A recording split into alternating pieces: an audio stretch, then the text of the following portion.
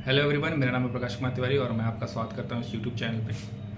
30 नवंबर को IPS PO का mains है और बहुत सारे लोग वीडियो बना रहे हैं कि क्या स्ट्रेटजी होनी चाहिए, क्या पढ़ना चाहिए, क्या नहीं पढ़ना चाहिए। तो मैंने भी सोचा कि मैं भी इस पे एक वीडियो बना देता हूँ, क्योंकि बहुत सारे लोगों ने कमेंट भी किया था कि पेपर कैसे अटेम्प्ट करना चाहिए, क्या स्ट्रेटजी होना चाहिए। तो मैंने सोचा कि मैं आपको बताता हूँ, क्योंकि जो लास्ट का 2 दिन है वो एटलीस्ट आपका कुछ प्रोडक्टिव हो सके।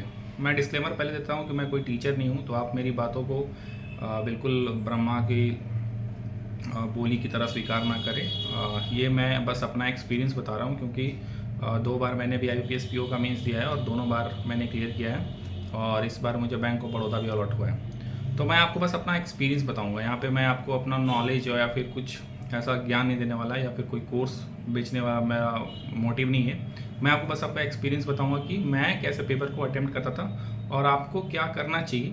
हो सकता है कि आपको फ़ायदा दे, हो सकता है कि आपको फ़ायदा ना दे, तो ये टोटली आप पे डिपेंड करता है। मैं बस अपना एक्सपीरियंस चाह रहा हूँ। जो इससे फ़ायदा ले सके वो ले सकता है। तो मैं हर सेक्शन को अलग अलग तरीके बताता हूँ बिना किसी देरी के। सबसे पहले रीजनिंग सेक्शन में, तो मेरा जो मेन एम होता था रीजनिंग सेक्शन में वो ये होता था कि मैं ज़्यादा ग्रीडी ना रहूँ। ठीक है, तो सबसे पहला चीज़, डोंट बी ग्रीडी। ज़्यादा ओवर एक्सपेक्टेशन ना रखें कि आप बहुत ज़्यादा मार्क्स 20-30 नंबर उसमें फेच कर लेंगे। नहीं, आपको वहाँ पे बिल्कुल भिखारी की तरह रहना है और जो एक एक दो कहीं से मिल जाए बस वही बटोरते चलना है। आप 10-12 नंबर भी अगर अटेम्प्ट कर पा रहे हैं तो बहुत मोर देन इनफ है, क्योंकि पेपर बहुत टफ आता है। ठीक है, पिछला 2 साल मैंने जब भी दिया था तो आईबीपीएस पीओ का रीजनिंग और क्वांट बहुत टफ है, कैट लेवल के मुकाबले का होता है। जनरली जो व्यूअर है मेरे चैनल के वो एसएससी के कैंडिडेट्स हैं। तो अगर आप भी आईपीएस पीओ का मेंस देंगे तो वहाँ पर देखेंगे कि चेंज जो लेवल ऑफ डिफ़िकल्टी है वो बहुत ज़्यादा है, बहुत ज़्यादा। जो मैथ्स में जो आपको एसएससी में मिलता है और जो आईपीएस पीओ में मिलेगा वो बहुत ज़्यादा ही डिफ़िकल्ट होता है। तो कभी भी ओवर एंथुजियास्ट ना हो के सारे क्वेश्चंस को अटेम्प्ट करने का मन बना के ना जाए और बड़े बड़े क्वेश्चनों में पहले ना फंसे। सबसे पहले छोटे छोटे क्वेश्चंस को पकड़ें और एक एक दो नंबर कहीं से भी उठाने की कोशिश करें, जितना ज़्यादा मैक्सिमम उठा सके। जब आपको लगे कि अब मैं नहीं उठा सकता हूँ तब बड़े क्वेश्चन या फिर पजल्स पे जाए। दूसरा सेक्शन है क्वांट का सेक्शन। क्वांट में भी सेम वही, डोंट बी ग्रेडी। सोचिए कि आप ज़्यादा से ज़्यादा बस 8 नंबर ही अटेम्प्ट कर पाएंगे, तो बस जो छोटे छोटे क्वेश्चन है उन पे जाइए और वहाँ पे कोई शॉर्टकट ट्रिक काम नहीं करता। तो एक्स मेथड से लीजिए, बिल्कुल आराम से कूल काम होकर बस सोचिए कि मुझे 10 नंबर तक पहुँचना है बस।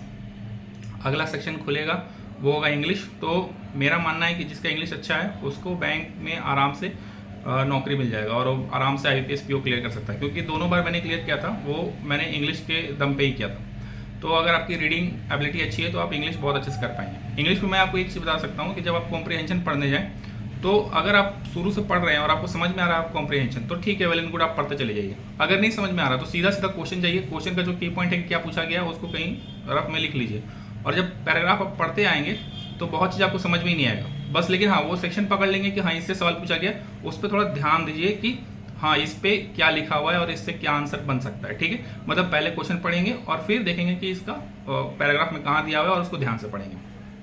फिर आपका खुलेगा जीएस का सेक्शन। तो जीएस का सेक्शन में मैं बस यही बोलूँगा कि वहाँ पे आप पढ़िए ना पढ़िए सब बात बराबर है। हाँ, पर लास्ट 2 दिन है तो लास्ट का 2 मंथ को आप रिवाइज कर लीजिए, एटलीस्ट 2 मंथ का, लास्ट 2 मंथ से ज़्यादा मत पढ़िए।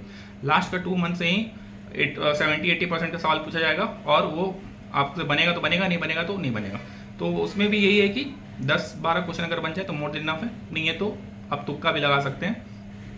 रीजनिंग में एक चीज़ मैं भूल गया हूँ कि रीजनिंग में आप लॉजिकल रीजनिंग को भी अटेम्प्ट करने की कोशिश करें। मैं कोशिश करता था, क्योंकि पजल बनाना इम्पॉसिबल है। हर चीज़ आप पजल पे डिपेंडेंट होकर ही जा सकते हैं, पजल बहुत टफ पूछ सकता है। तो लॉजिकल रीजनिंग को भी अटेम्प्ट करने की कोशिश करें। बहुत लोगों से डर जाते हैं, लेकिन अटेम्प्ट कीजिए थोड़ा दिमाग लगा के। जीएस का मैंने बता दिया। डिस्क्रिप्टिव राइटिंग सबसे बड़ा इंपॉर्टेंट रोल अगर कोई प्ले करेगा यहाँ पे तो वो डिस्क्रिप्टिव राइटिंग है। ठीक है, क्योंकि कोई बंदा जो 14 नंबर ला रहा है डिस्क्रिप्टिव राइटिंग में और कोई 20 नंबर ला रहा है, वो सीधा सीधा 6 नंबर का डिफरेंस यहाँ पे ले लिया। और 6 नंबर का डिफरेंस बहुत ज़्यादा डिफरेंस होता है आईपीएस पीओ में। ठीक है, 6 नंबर में आप सिलेक्शन लेंगे भी और आउट भी हो जाएंगे। 6 नंबर तो बहुत ज़्यादा हो गया, आप 1 नंबर में भी ये हो सकता है। तो 6 नंबर का जो ये डिफरेंस है ये बहुत इंपॉर्टेंट रोल प्ले करेगा, इसलिए डिस्क्रिप्टिव को बहुत ही वाइजली प्ले करें। ठीक है, डिस्क्रिप्टिव में एक चीज़ मैं बताना चाहूँगा कि डिस्क्रिप्टिव का जो पेपर होता है वो इंसान चेक नहीं करता, वो कंप्यूटर चेक करता है। कंप्यूटर कितना भी एडवांस हो जाए वो इंसान से थोड़ा बेवकूफ़ी रहता है, ठीक है, क्योंकि कंप्यूटर को डिस्कवरी इंसान की है। तो इंसान देखता है कि ए से कैसा लिखा गया, उसमें थीम क्या है, उससे उससे उसको फीलिंग्स कैसी आ रही है। कंप्यूटर ऐसा नहीं देखता, कंप्यूटर बस देखता क्या है, ग्रामेटिकली करेक्ट होना चाहिए सेंटेंस, ठीक है, और जो वहाँ पे जो मेन थीम है बस उसी के अराउंड घूमता फिरता होना चाहिए। मैं इसका टेस्टेड एंड ट्राइड इंसान हूँ, क्योंकि मैंने पिछले बार मुझे याद है कि टॉपिक आया था डिसएडवांटेजेस ऑफ ऑनलाइन गेमिंग, तो मैंने इस पर जो ऐसे लिखा था, अगर कोई इंसान उसको चेक करता तो मुझे 5 नंबर मिल देता, क्योंकि मैंने हर पैराग्राफ में बस एक ही चीज़ लिखा था कि online game is harmful for children, online game have harmful impacts on children, online gaming is not good for children. ऐसे करके बस मैंने छोटे छोटे सेंटेंस में एक ही चीज़ को बार बार रिपीट कर करके मैंने लिखा था और बस वर्ड काउंट लिमिट को पूरा किया था। तो आप डिस्क्रिप्टिव राइटिंग में क्या ध्यान देंगे कि आपका सेंटेंस छोटा छोटा हो, ग्रामेटिकल करेक्ट हो, मेन थीम पे घूमता फिरता रहे और वर्ड लिमिट पूरा हो जाए, ठीक है। बस यही है, बाकी टेंशन मत लीजिए और कूल काम हो तो वहाँ पे दीजिए। ये याद रखिए कि जो टॉपर होगा और जो आप होंगे उसमें फ़र्क बस 10-15 नंबर का ही होगा, तो उसको आप डिस्क्रिप्टिव राइटिंग से या फिर थोड़ा वहाँ पे शांत होके उसको मैनेज कर सकते हैं, ठीक है। तो don't be greedy, don't be over enthusiast, don't have higher expectations, जाएं बिल्कुल कम मार्क्स के लिए और जितना अटेम्प्ट करें सही अटेम्प्ट करें। Good luck for your exams and thank you for watching the video.